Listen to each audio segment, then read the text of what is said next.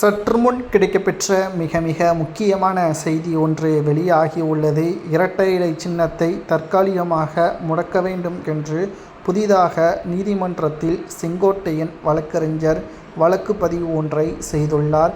அதிமுகவில் உடனடியாக பொதுக்குழுவை கூட்டி எடப்பாடி பழனிசாமியிற்கு எதிரான தீர்மானங்கள் நிறைவேற்றப்பட வேண்டும். அதாவது எடப்பாடி சிறப்பான பொதுச்செயலாளர் என்பதை ஓட்டுக்கள் மூலமாக நிரூபணம் செய்ய வேண்டும். அப்படி செய்ய தவறினால் இரட்டை இலை சின்னம் வேண்டும்.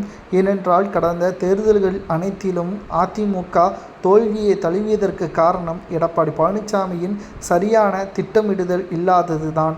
அதிமுக தோல்வியடைவதை நாங்கள் விரும்பவில்லை. எந்த ஒரு உண்மையான தொண்டனும் அதை ஏற்றுக்கொள்ளவும் மாட்டான். இரட்டை இலை சின்னம் புதிய சின்னத்தில் போட்டியிடட்டும், அதில் வெற்றியடைந்தாலும் பரவாயில்லை. அதிமுகவை உருவாக்கிய எம்ஜிஆர் அவர்களும் அதை சிறப்பாக வழிநடத்திய மறைந்த முதல்வர் ஜெயலலிதா அவர்களும் இரட்டை இலை சின்னம் தோல்வியடைவதை ஒருபோதும் ஏற்றுக்கொள்ள மாட்டார்கள். அப்படி இரட்டை இலை சின்னம்தான் போட்டியிட வேண்டும் என்றால் பொதுக்குழுவில் எடப்பாடி சரியாகத்தான் செயல்படுகிறார் என்பதை நிரூபித்துவிட்டு எடப்பாடி பழனிசாமியிடம் இரட்டை இலை சின்னத்தை ஒப்படையுங்கள், அதுவரை தற்காலிகமாக இரட்டை இலை சின்னத்தை முடக்குங்கள் என்று எடப்பாடி பழனிசாமி அவர்களுக்கு எதிராக செங்கோட்டையனின் வழக்கறிஞர் நீதிமன்றத்தில் வழக்கு ஒன்றை பதிவு செய்துள்ளார். ஏற்கனவே இரட்டை இலை சின்னத்தின் மீது பல்வேறு வழக்குகள் பதிவு செய்யப்பட்டிருப்பதும் குறிப்பிடத்தக்கது.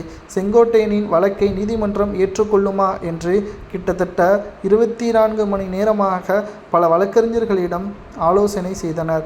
இதனால் நீதிமன்றம் இந்த வழக்கை ஏற்றுக்கொள்ளும் என்ற நம்பிக்கையின் அடிப்படையில் இந்த வழக்கு நீதிமன்றத்தில் பதிவு செய்யப்பட்டுள்ளது. மேலும் வருகின்ற திங்கட்கிழமை இந்த வழக்கு விசாரணை ஏற்றுக்கொள்ளப்படுமா என்று தகவல்களும் வெளியாகும். சரி, அதிமுகவின் உண்மையான தொண்டர்கள் கமெண்ட் வாயிலாக கூறுங்கள்.